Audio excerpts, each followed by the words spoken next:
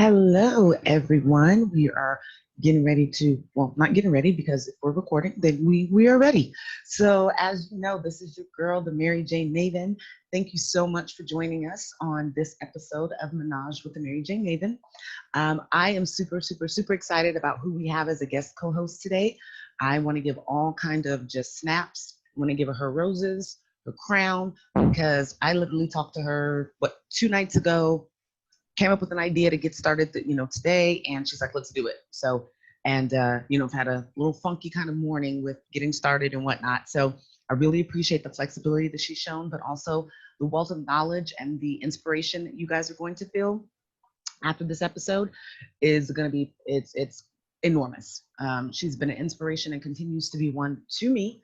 And she's somebody that has, if you haven't heard her name, you will know her name. I guarantee that she doesn't need to be on these lists, but she will be on these lists of very important women and women of color within the cannabis industry very soon.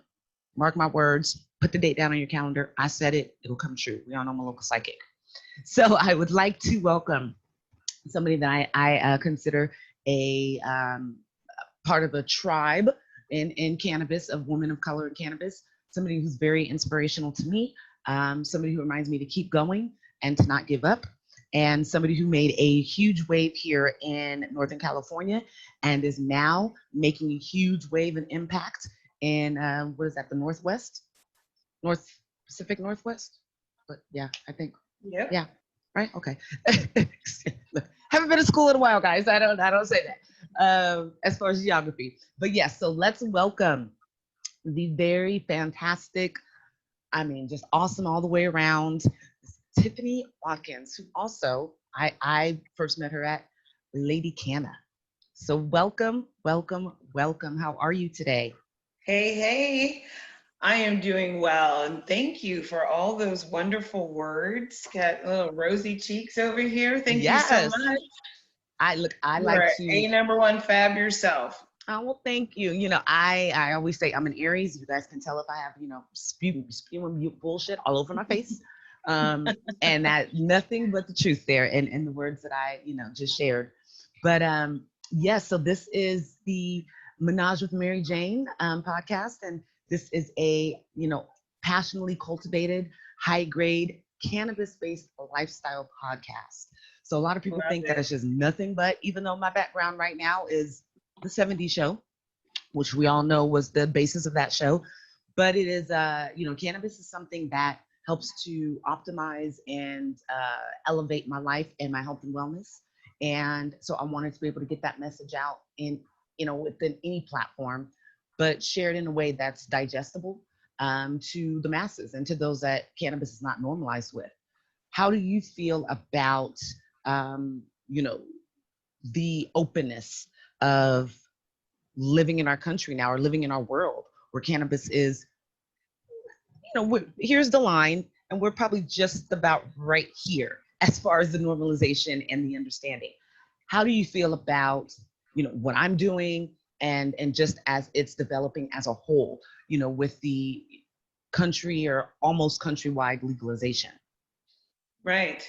Hey, you're right. We are right. We are approaching the line. That's the way I like to kind of visualize it, is we're approaching the line of everyone understanding the importance and benefits of cannabis in your life. I really feel like we're making leaps and bounds in opening people's minds to understanding that it doesn't need to be a villain. Mm-hmm. To use terms that are widespread right now, we're microdosing the information to them about cannabis so that they can understand that even if they don't use, that it is okay for it to be around. Yes. Because the problem is the conditioning to, like, if they're sitting there and their 5-year-old's next to them and someone cracks open a beer, nothing is said about that. There is nothing to villainize that. You have them go get it from the refrigerator for you. Precisely. And even if you don't light up in front of your 5-year-old or someone else's, if you were to consume an edible in front of them, they would become very uncomfortable. How personal is an edible? You slip it in your mouth, you're eating it. It's just like another, how would anyone be the wiser? Yes. But just the idea that they know that you're consuming cannabis with their child nearby, they freak out, right? So that's why I say we're approaching the line. We're not even to the line yet, just simply because we still have people who are exercising those types of attitudes. Yes. But I think that we're really, through education, through things like what you do, we're helping to kind of soften the blow. Yes, yes. Because and that's really all that's gonna have to happen. We have to soften the blows that have been dealt throughout the last century. I like that you say that. What cannabis is. Yeah, I like that you say that. It's definitely softening the blow, and I like that you said we're microdosing information. Not only are we educating about microdosing the power flower, as I like to call it, and making sure that it works best for you, but I do like that you're saying we have to microdose the information. We have to make it, once again, digestible. Something that they're not afraid of. Something that when they sit at their family dinners, during the holidays or whatever it may be, and the conversation comes up, there's enough positive information to foster a conversation about it where, let's say out of 20 people, 15 of them feel very strongly about, well, yeah, let's give it a shot. Let's give it a chance. Or, well, my babysitter, I know that she medicates. She may not medicate while she's watching my children, but she does medicate. Just that kind of situation where we're giving people just enough power. And I'll say this, we all know that there's people that like to sound like they know a lot. We're used to that normally within like politics, finances, things like that. Being able to provide people with the opportunity to speak upon something in that same manner, I think is a great way to, a jumping point to where it's going to become completely normalized. So I really like that you said that. I'm gonna have to start using that. I'll make sure I quote you every time. But I do like that. So guys, we know the process of the show before we just delve right directly into what Tiffany is doing. Her outlook on everything and just kind of what we want to talk about today. Oh. Yeah, snuck you away there. What we want to do is we want to, of course, jump into our quote for the day first. And then you guys know, get your, your sativa, your hybrid, your indica, your pen, your gummy, whatever it is, your drink, get medicated, so we're going to do our sparking salutations. So make sure you have that prepared. We'll get that going in a second. But I do have a fantastic quote to start us off here. This individual is somebody that we, unfortunately, another leader and somebody that probably was going to do very, very, very great things within our society, who was already doing those things, but somebody that might have been able to foster a kind of change within our community, starting with our Black men, is the unfortunately, deceased Nipsey Hussle. I did stumble upon his Breakfast Club interview really, really late at like 2, 3 o'clock this morning, and just got completely engulfed in what he was saying and what he had to say. So I did make it a note that I want to start looking up some of his ideologies. And I loved this quote. And this quote is, like I said, by Nipsey Hussle. Even as you make progress, you need the discipline to keep from backtracking and sabotaging the success as it happens. So always let that set in. I love that because I think that it definitely, it talks a lot about, or relates a lot about, to the cannabis industry, especially for people of color, brown people. We need to make sure that we are utilizing this time and these changes that are happening to increase our success, to make that success even more prevalent and even more of a thing that's, ensured, and that is coming almost given to us in a way. Success isn't really given, but we have enough power and enough opportunity right now to make it that way for us, to make it beneficial, to provide an opportunity for us to become entrepreneurs, to be larger parts of our, society, have bigger impacts politically, generational wealth. That's something that we definitely need to build upon. So important. And I wholeheartedly believe that cannabis is an option, not the only way, but an option that the universe is providing us with to kind of make the scales even the way that they're supposed to be, is what I truly believe in. So I think that that's what that quote says to me. As far as cannabis, it definitely says a lot more to me as far as life and an ideology that we should all hold on to. It should definitely be something that we should always make sure that we're striving for success, but we don't let our past bad habits and demons, backtrack us at the same time that we're pursuing that success. So I love that. So thank you to Nipsey. We appreciate that. So what I wanted to get into is allowing you to have a little bit of the floor, Miss Tiffany, and introduce yourself, your background, and how we have become to today and this interview. So go ahead and share. Yeah. Absolutely. I mean, I can keep it short and sweet. I am Tiffany Watkins. I'm also known as Lady Canna, as Tiffany was so nice to bring up. And I absolutely love it. I have been in cannabis for almost 3 solid decades, almost 30 years. How is that when you're only 25? Right? I know. I sleep in Tupperware. That's what I do. I like it. That's how Black don't crack. That's what we do. It's what you have to do, right? Yes.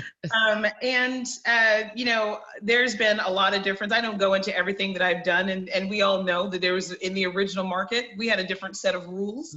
So we all know what we've done and how we did it.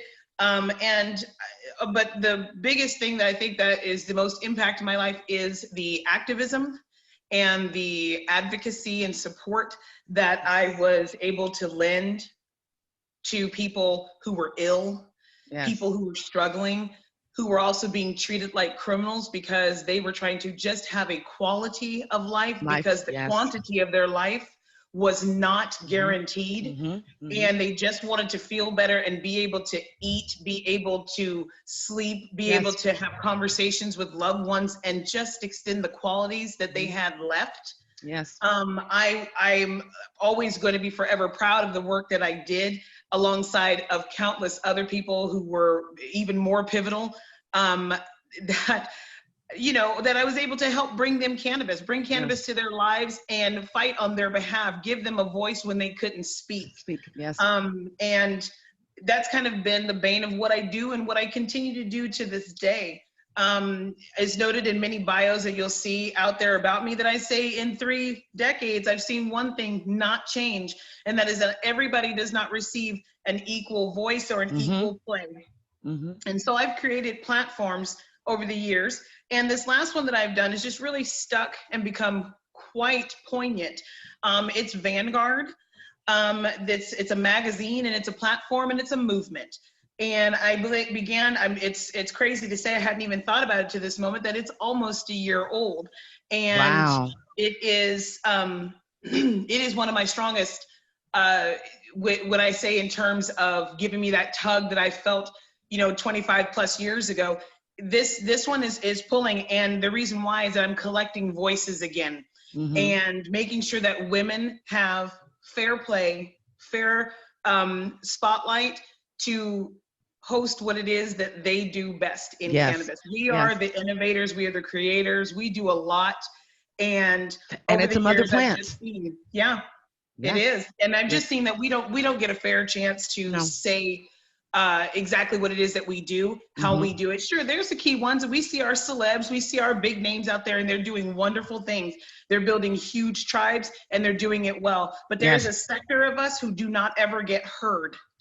And if I'm going to use my time in cannabis, and those people who know me, if someone knows me and if they like me, or if they don't, they can still hear me, I'm going to uplift those voices so that they can have their time to shine.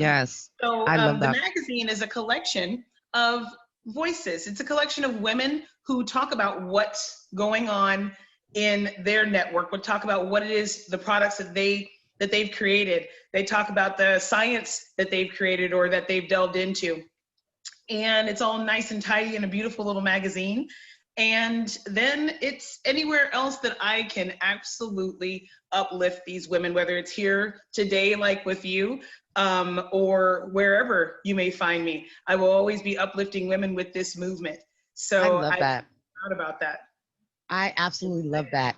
Congratulations. And to see you continue to reinvent yourself, or not reinvent yourself, but put yourself where it's needed within the industry is, once again, something that's so inspirational to me. And if there's any women that are going to be watching this, that, they strive to get into the industry, they're looking for, their foot in the door. Lady Canna is somebody that you should definitely research, try to maybe set up some time to speak with, she can definitely help you to take that kind of loose idea that you have and really mold it to something where it's going to be attainable and something that you'll be able to have an impact, you know, within the industry and on the lives of others. So I think that's fantastic. And this magazine is going to definitely provide that opportunity to so many. And I definitely see there's other publications out there, but I feel that those other publications are probably motivated a little bit more by the opportunity financially to be within the space more than the passion and the purpose, which is where you come from. Yeah, I think that that there's other publications out there. There's countless magazines, and they're wonderful. But it's true that there is a lot. You open a magazine, there's a lot of ads. Vanguard is ad light, and that is mainly because I just want it to really be about the women sharing what it is that they do or the products that they make, right? Another thing that I do is make sure that their voice comes across as them. I try hard not to edit them out of anything, and I have my writers do the same. If they get an interview from me and I want them to interview someone, I make sure that they're getting their words. We're not trying to sensationalize anyone's life. If it's been difficult out there and you've been riddled with misogyny, racism, any of those things, those stories need to be told. And they need to be, they're unedited, because when it happens to you, it is there's no one editing that out away from you. So when it comes back for the story to be told, we need to hear that. Yes. We definitely know about that, right? I love, on so many levels, unfortunately. Not only are we dealing with misogyny, but we're dealing with if you're a woman of color, we're dealing with that. We know how that is in any aspect. You bet. And so, you know, as women and women of color, we have two strikes, I want to say, against us, but that, you know, are already kind of in the count, as far as, you know, what other people think and, you know, our journey in getting into the industry. So when you have a platform like what you're providing, this is something, guys, that women that we need to support, because supporting her and supporting her platform is only going to result in, you know, so many success stories. And it probably will never be eradicated that women are going to be facing, you know, some obstacles, such as, you know, our skin tone, are just the fact that we're women, you know, are the limited belief that we can do many things when, let's be honest, we do all things. But being able to have that support from within the industry is imperative, ladies. It's super imperative. And even to the men, we're not trying to cut you guys out. If you are supportive of this industry and you're supportive of women being able to get, you know, to leave their footprint, then that's something that you want to, you know, support as well, and you want to get behind. So, right. We can't forget that women need to be uplifted. Men, of course, need to be uplifted. That kind of goes without saying. And it almost sounds like we're talking about the Black Lives Matter movement. It's in the same, it's in the same essence that, of course, we know that all lives matter. We know that, but we also know that disproportionately Black lives are impacted by things, and we should really care about that. That should matter. And when it comes to women, it's the same approach. Of course, men's actions and their accolades should be shouted from the rooftops, but so often women have been held back that we need to take a step back just to see what we can do to uplift them to equality. Exactly. Before we can say, oh, well, we say everybody when everyone's equal. But until then, we have to bring people up to certain levels. So that we can all reach equality. Let's not disillusion ourselves, as I feel many do. You know, it's very easy to get stars in your eyes about things. Put the blinders on, go on about your everyday life, and then act like everything else is not there. I mean, it's very simple. We all bleed. We all bleed the same color. You know, we all are born. We all, you know, die.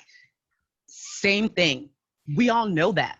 So why is it so hard for people to grasp onto the reality that there are some disparities, and there are some, you know, levels of unfairness and you know, and not being equitable and not being equal. And once we just all come to agree with that, then we can start to kind of, you know, make those changes where necessary. But I love that you say that people choose to be this. I think we're all capable. Humanity just needs to get the ball rolling. We're capable. Quickly. We can do better. Quickly. And that's what I say. This is what this coronation is all about. The universe is basically saying, you guys don't have it. Sit down. Sit your asses down. Like, I feel like you're grounded. I got this. And my biggest thing is when it all started is that I wanted people to be able to take away the positive things about being at home, having our normal lives disrupted so much. One, I don't want to use that word. I don't feel like it was disrupted. It was a way for us to kind of have a come to Jesus moment, and take that and do something with this time. Spend more time with your children, pursue that career that you've always wanted to do, that entrepreneurship. So I'm seeing a move. I'm seeing that small shift has happened. And I'm just hoping that it'll continue to, and that people really walk away when we get back to whatever our normal is. I don't think we'll ever be back to a normal or a new normal, like people say. We've never experienced this in a lifetime. Everybody that's here, unless somebody was around in 1918, nobody's experienced this in a lifetime. So we need to be able to, take the good with the bad and then walk out of this better. So I'm keeping faith in our humanity that that's what happens. We can get all political, which I will not do, but I think it's going to start this November, guys. So let's just say that. But it is time for our spark and salutation. So if you guys have not already, go ahead and light up, open up, drink up, do whatever it is that you do. And we're going to continue with this conversation. So part of what it is that you're doing right now with your platform is you are hosting an event that's going to be online. Would you like to discuss a little bit about what that will be? Sure. I agreed to host a virtual screening of the Mary Jane's The Women of Weed documentary by Wendy Borman. And that's happening this coming weekend. So a week from today, so to speak, you'll be able to view the movie in your own time and in your own space via a link when you register and purchase a ticket. And then it's live for 24 hours from 7 p.m. on the 28th through 7 p.m. on the 29th. And on the 29th also, the big surprise and event is that we are going to have a Q&A with Wendy Borman. Oh, nice. Man, do you know how long I've been working on trying to get that to happen? But I'm so happy that you're able to do that. You guys, this is a huge opportunity. She's awesome and she's super excited and she cannot wait to talk to everybody. She's like, I'm so excited to talk to everyone.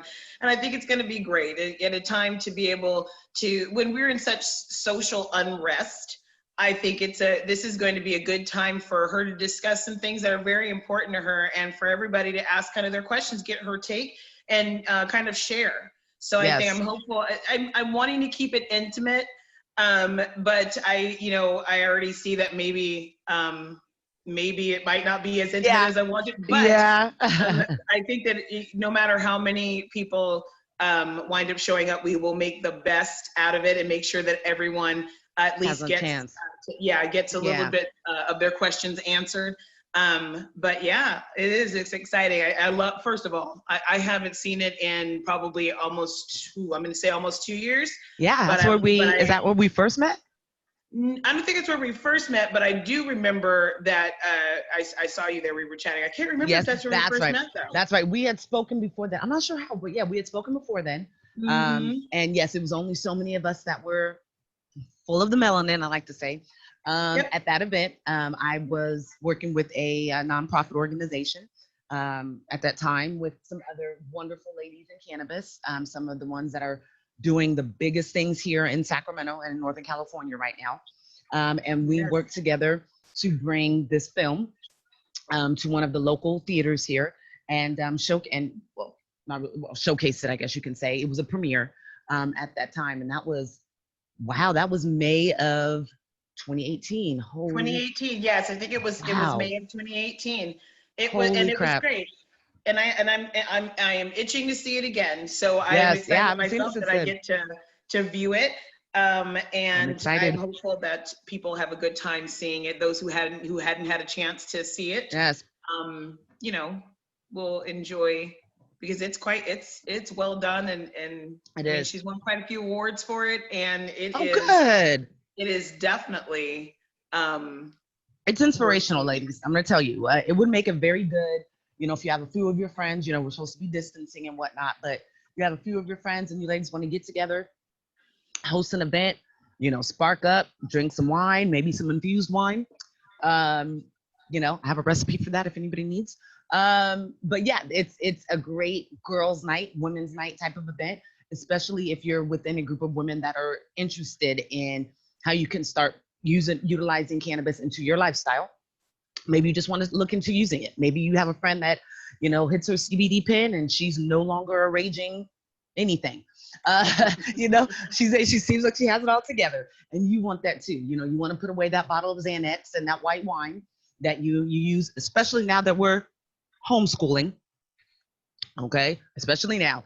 So maybe you have a group of women. Oh, let me tell you, girl. Okay.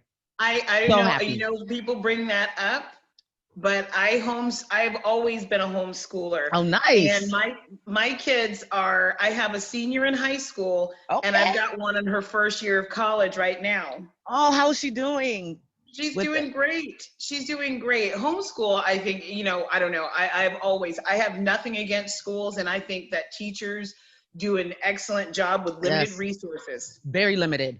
And so hubby's a teacher. So I have always viewed the fact that I homeschooled as lightening the load. Those of us who can should go ahead and do it, because it lightens the load for those who can, who can't. It lightens the load for the teachers, right? I know there's tons of the parents that are like, difficult. There's tons of parents like, not my kid. They argue with the teacher. They say the teacher's tripping. They have since changed. Okay, their ideas have changed. I'm sure that there's plenty of teachers that probably got like an unexpected gift, a very passionate letter, bottle of wine, something. I'm sure there's tons of parents that are like, I am so sorry. This is what you deal with my children 40 plus hours a week. I do have to say I have great voice. I'm lucky enough to have a husband who is a teacher, who's also teaching from home. So our transition is, I'm not gonna say probably, has been easier than most. I can see the benefit of keeping my children out until this whole Corona thing is taken care of. I have no problem with it. They weren't going back to school at the beginning of this month. I don't care if they opened up. I don't care if there was going to be one kid per class. I didn't care what they were going to do. My kids weren't going back. So I can tell you though, for those of you that are having a hard time, cannabis definitely does help the situation. All right. We have not been with our children this often, this long, this consistent in a long time. We can't send them to grandparents because grandparents can't, they can't take care of them. They're on that high risk side. So let's just say my boys have had a lot of Xbox time in the past few months, but and on the other side, they're doing what they need to do. So yeah, I love that. I love that you're going to have this opportunity for people to see this movie. Like she said, it's a great film. And having the opportunity to speak with Wendy is huge. So I'll be on there. I'll try not to like hog all the questions because I have plenty for her. I would love to see if she, has the idea of maybe making a sequel and seeing the movement that has happened, the growth that's happened, especially within her, on if she still medicates. I would love to see like where are they now, or where are we now with women of weed. So I don't know, maybe I'll throw that out there. So yes, I do want your opinion. You know that we were discussing this as well prior to starting. Tiffany and I have very frequently over the past couple of years, probably 3 years actually, have met up here and there. She's always been there for me, guys. I used to host educational women events once a month. And anytime I needed a speaker, short of notice, 2 months notice out, she was there, she was prepared, she did excellent. Just always been somebody that, like I said, that I can look forward to as far as learning, and then I can look forward to if I need a little bit of help. And I much appreciate it for that, very much. If I've never said that before, saying it now. But we've also found that we are connected once again. We hadn't spoken in a while. I wasn't even aware that she no longer lived in Northern California, that she had moved up north to take over there. But as you all know, I'm a brand educator, and a company that I just joined as a brand educator right before our little vacation here was Old Pal. I found out that not only is Tiffany a part of Old Pal, but you're doing pretty big things. You run all of the brand development and the brand education of Old Pal. So if you would like, tell us a little bit about that, because I think that's awesome that that's kind of brought us back full circle in a way, where now we're connected with the same Absolutely. company. Yeah. Absolutely. Yes, Old Pal is a wonderful company. Many people have had Old Pal flour, multi-state brand, currently taking over the West Coast entirely Yes. Yes. I and have my little moving bandana forward. right here. So look out for where you'll find it out in the wild. It's a brand that that Tiffany, of course, knows because she's educating people about it. It is Love it. affordable weed for everybody. The motto Affordable. is just weed. Yes. Oh my gosh. It's And just weed, it's just right? weed. If I wouldn't I mess up my am little side area I have down here, you guys can't see, but I actually have a bandana, a handkerchief that I nice. love the merch. It's fire. It's very California, laid back. It reminds me of the 70s. The like, when you can just Right. chill, people are on the beach, you're having a bonfire, you're wearing some cutoff shorts, and then somebody takes out a nice fat joint, and it's just, I don't And know. it's shareable. Yeah, right. And then here comes. They share it. Yes, yes. So, So I love it. I love it. yeah, I am the brand manager for the Pacific Northwest. And I was in Northern California where I was the territory sales manager. And then I moved on and upward with the company. And Yes. now this is what I do. I love the company. I love these guys. A lot of people say California, and even you said the California vibe. Well, what we've done is we've taken it and given that California vibe a Pacific Northwest twist. Yes. Because we're all West Coast, but we do things slightly differently, right? So we've done that, and it's been wonderful. We have been live for about a year in this market, and people love it. So Yes. yeah, it's good. I Were love we being able to there? I bring like to say we because I'm a part. Were we there in February of last year? No, we Okay, were I think so. we Okay. not quite. We were working on it. Okay. We were working on it. We became live about just around towards the end of August. Okay. Early Oh, okay. So September. really a So year. yeah. Very much. Okay. Yeah. The reason why I asked is I visited Portland area, Beaverton. We were in another little small area around there.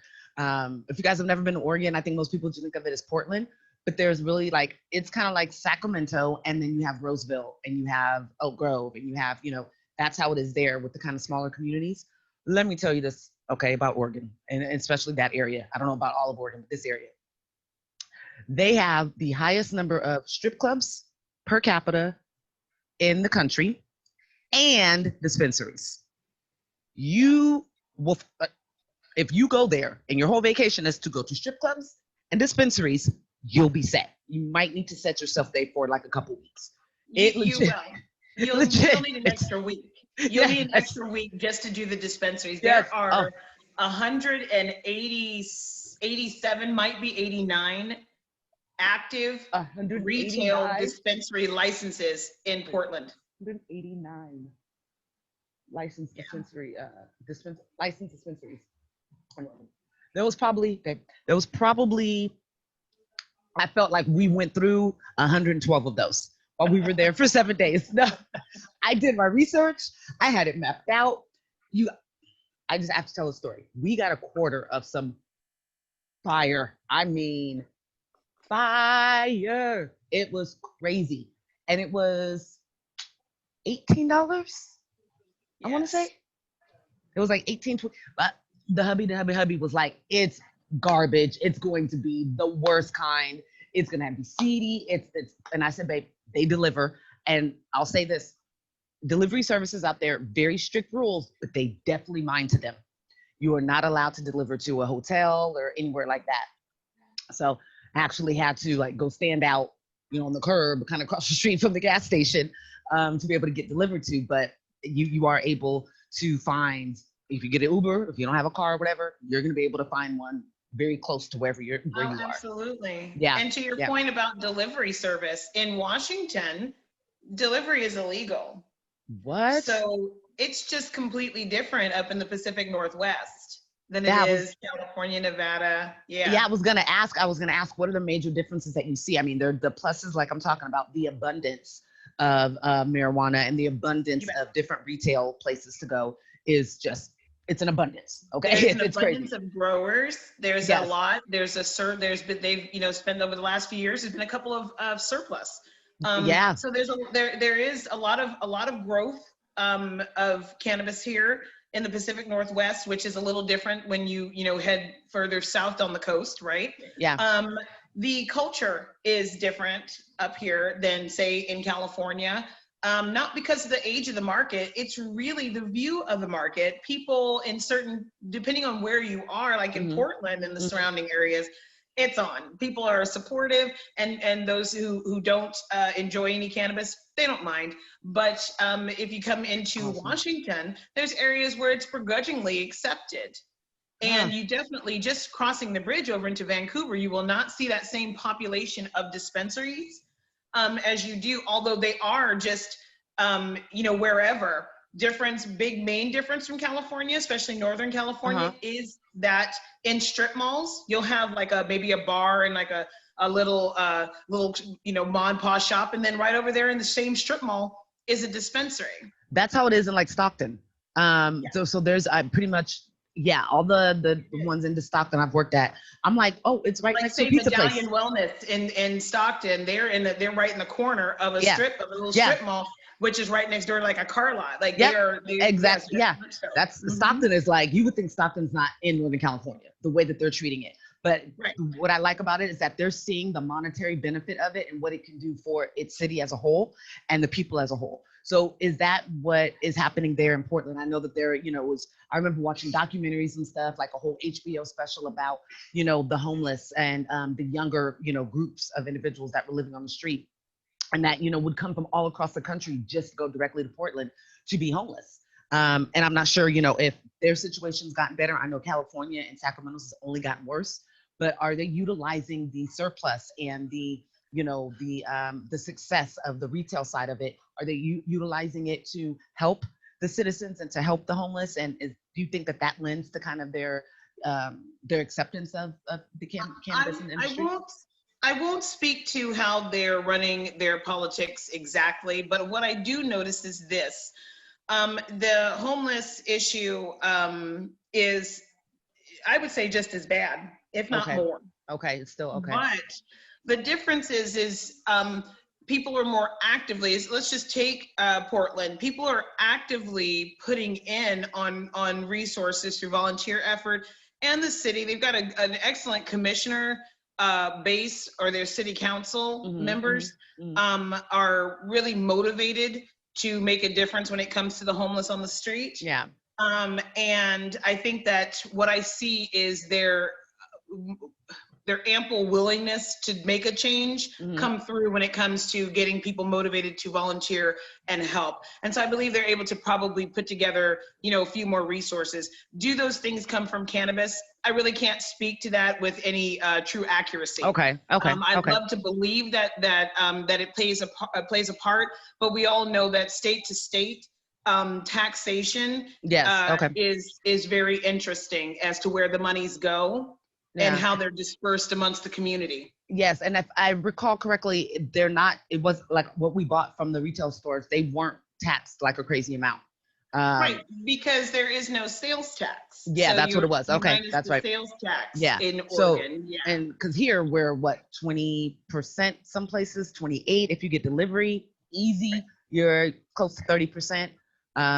So okay. So I was just wondering if if an not organization, but if a town or a state or somewhere had started to see the benefit of, having legal cannabis, and if they were using that in a way to just improve, upon their state and the quality of life for citizens. I was wondering if that platform was there yet. I mean, Colorado, yes, but Colorado was the first. So we of course see all the many positive things, but there's a lot of things that I'm sure, aren't positive. They don't just have it completely right. No. Vegas, I think that they're doing some positive things I've seen as far as, helping the unemployed, which then trickles down to those, to the homeless population. But I hate to say it, for every probably like 5 homeless people that get taken off the street and get back into a normal life, there's probably 10 more that come and take their place, unfortunately.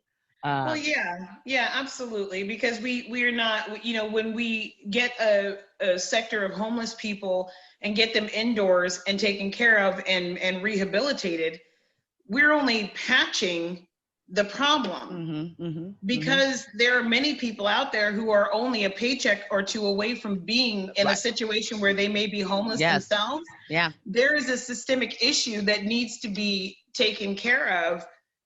But of course, every little bit helps, but we have to understand that. And I think our leaders and legislators know that, but I think it's time for our citizens to understand nationwide that when homeless people are cared for, what that's doing is putting Band-Aids and patchwork on a problem that exists that we need to really put our eye on, which is why are we so out of balance when it comes to how much it costs for us to live versus why are we what we so were able to okay? bring in? Yes, why are we, it's such a larger thing, we probably can get into it, but why are we so okay with there being an upper class, a middle class, and a lower class, and those who live below?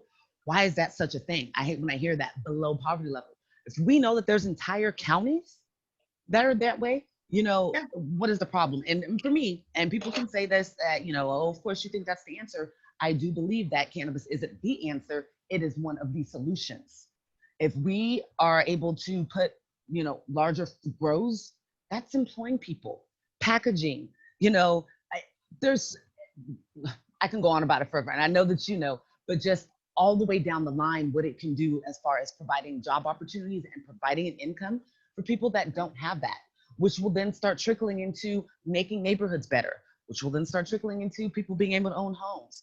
It wouldn't be an immediate thing, but I definitely think it's something that we would see in our lifetime and we would see the benefit of. So it would be lovely. It would yes, be lovely to, you know, to uncover some of these things, these long-standing social issues that make us so divided. It would be great to finally find a common ground. You know, you bet. Yeah.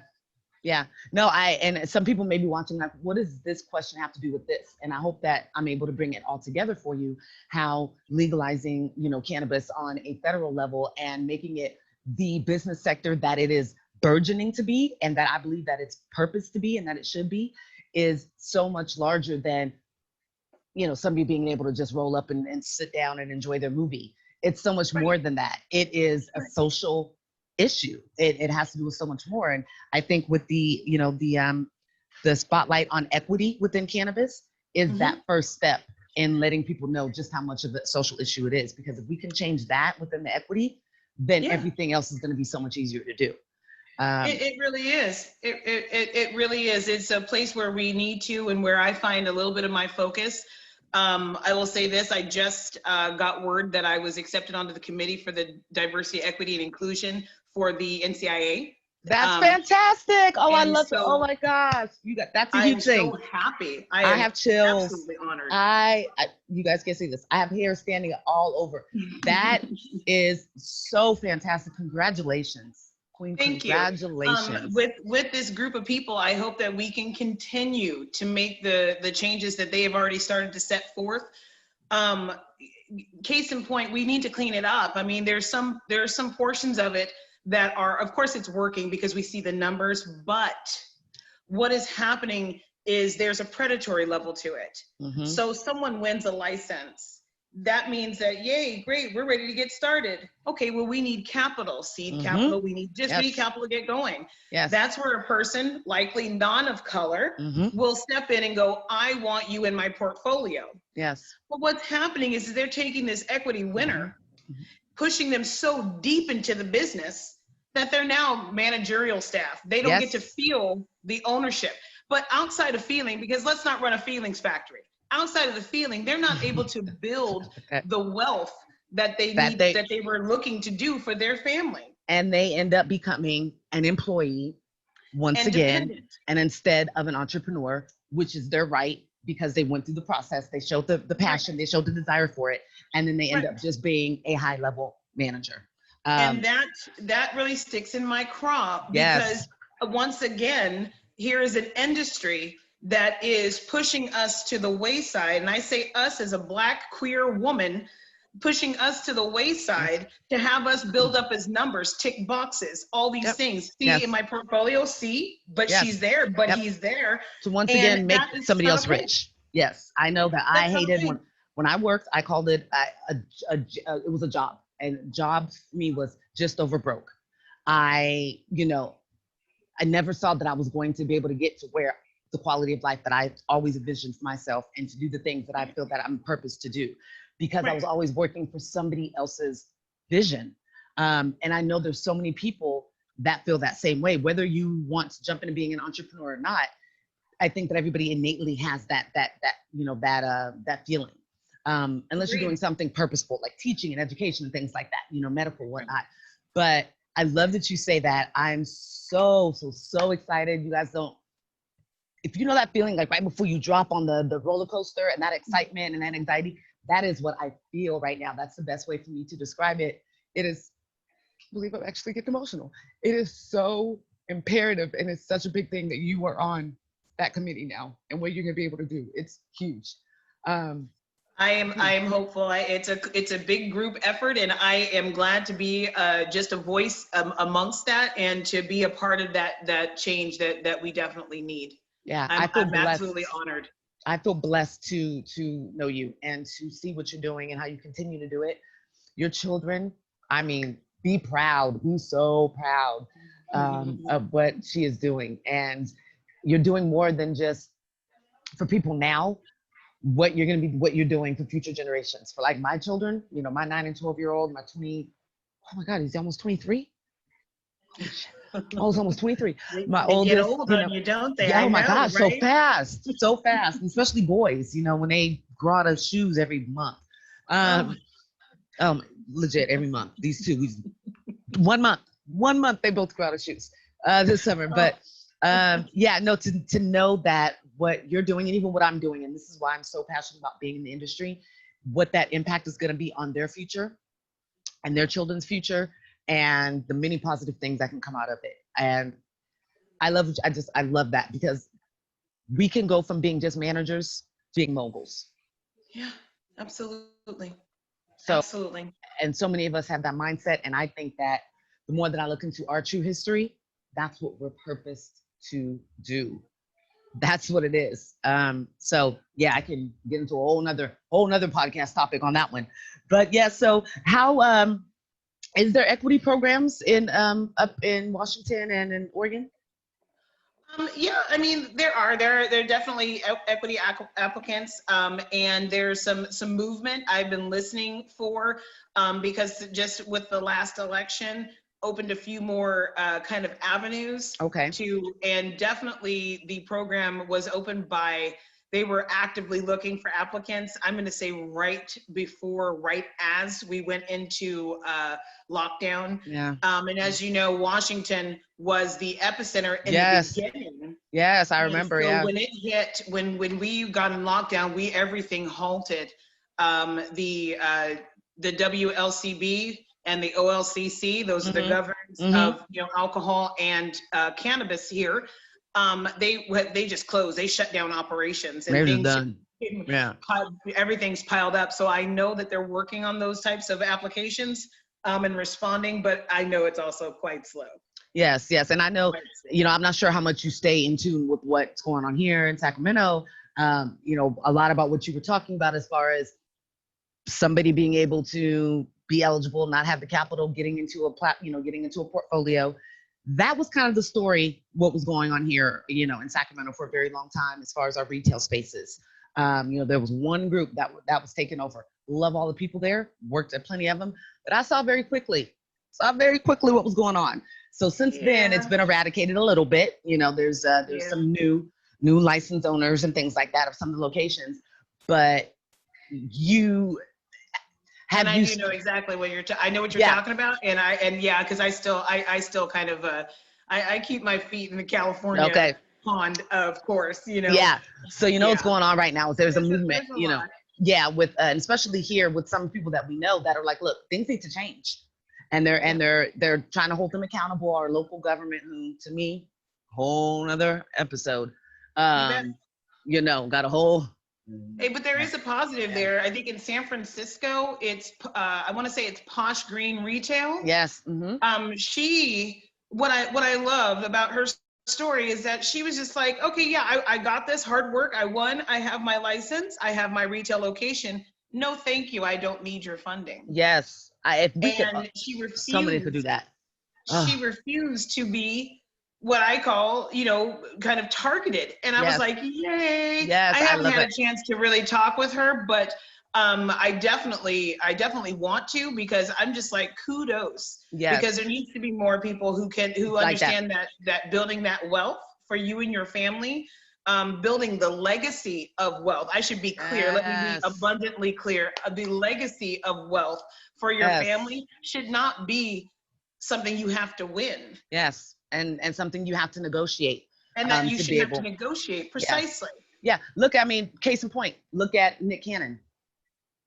I would have thought that he would have been a lot savvier and a lot smarter about his relationship with Viacom and with MTV and whatnot.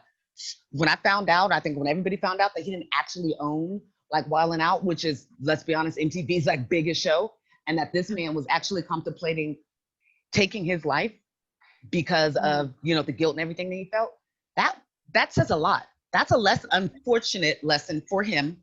But that's something that for all of us to learn from. We need to own it. Own what you put the work into. And so I love that you commented, that you mentioned Posh Green, because I was actually wanting to give a shout out to every episode. I'm going to try to talk about a Black owned business, especially a woman of color owned business. Men, you're not left out of it, but let's pat our women on the back. Let's uplift them. And talk about, a organization or a brand. So I'm happy that you brought that up. And that organization, if you guys don't know, and what I was getting to was that, Sacramento is behind, okay? You would think that we're ahead of the game in California because this is where all the decisions are made, but that's actually part of the reason that I think we're kind of behind.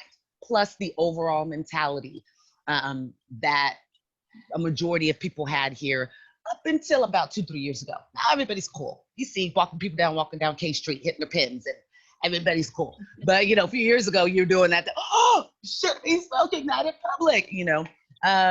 But the Bay Area, San Francisco, Oakland, they are doing it right, and the result of that are a good amount of businesses, retail spaces, brands that are owned and outwardly owned and proud, and they did the work and they got other investors, and now there's angel investors and things like that, and investment companies that are being ran by Black people as well, people of color, just period, that are wanting to provide that monetary amount if need be, so that you don't have to become as part of somebody's portfolio. There's other avenues, and there's results to that, and it's definitely seen much more within the Bay Area. So if you're somebody looking for that information, you want inspiration, you want stories, they're there. Don't think that they're not, especially if you're within Sacramento. I mean, I'm sharing one with you. You guys are getting to, witness and hear somebody that is from the area, that started in the trenches, that really just started on kind of the picket lines and, the old advocacy way. And you've heard where she's come. So that's definitely a story for you there, for sure. But like I said at the beginning, I was going to try to keep it to under, and I think I've already gone over as far as what I wanted to hold you for your time. But I think that you have definitely shared a lot of just very important information. You've inspired me once again throughout our conversations. And I hope that, to my audience and to especially women and women of color, you receive the same inspiration, that same feeling, that same emotion. I want you to all of a sudden be like, am I crying while you're watching this? Yes, you are. Because what we've learned here and what Tiffany has shared with us is it's going to go down, I think, kind of in the history of, normalizing and cannabis and addressing the social issues that it's intended to.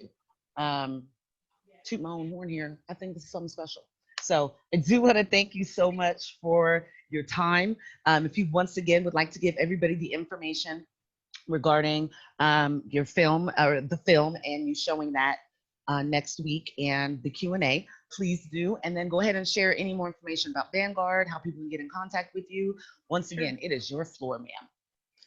Thank you. First of all, thank you for having me on. Absolutely loving it, loving your show. It's doing so great. Thank you. Yeah, I mean, check out the Mary Jane's The Women of Weed. It will be airing 7 p.m. to 7 p.m., the 28th and the 29th. You can look the event up on Eventbrite, or you can go to Instagram and search Vanguard Media Online, and you'll be able to, the link is in the bio for you to click and go directly to it. It is shared all around Facebook. You can go to Mary Jane's Films on Facebook or Instagram, and they're also pushing out the event, so you can get your link there. Join us. You'll get to listen to a few words from Wendy Borman, the producer of the film, which is going to be amazing. Get your questions ready, right? Yes. She has a journey in it, guys. It's great. You it's bet. Great to see her journey during. Yeah. I also would like to just put it out there to all your viewers. If you or you know someone, a woman who is in cannabis, a cannabis business, it doesn't matter what she does, I would love to hear her story. And Vanguard would love to have it in one of the upcoming issues. Our next issue releases September, October, so look out. And you can go to vanguardmediaonline.com and you can see the issues that are the previous issue and the current issue. Well, nice. So well, check us out. I would love to share these women. Yeah, I would love to share some of the other women that, especially I'm thinking right off the back, a great content creator that I think is, she's doing she's doing her thing in her niche and kind of creating one as well. I would love to nominate her. And then maybe somebody else that I know. I think her story should be told. I don't know. I know. I think in my crystal ball, I see someone. Yes, I know. I see. No, but I would love to, and ladies and anybody out there, be able to contact with her, with Tiffany through any aspect, any form. Social media is great for that. Definitely do it. If you feel the inkling to do it, do it. Especially because she's, about to make some waves. I can't believe the NTI. That's so fantastic. I'm so excited for you. So yes. Well, my, just a great amount of thanks and appreciation to you, for your time. I look forward to continuing to stay in touch with you. And once again, I can't thank you enough for the inspiration and the motivation and the love and the light that shines from you. And thank you. Just thank you so much. And we've all just had a fantastic episode. And I will make sure that I will send you information, but I'll send you next week because I'm going to be the one raising my hand and asking a lot of questions next week as well.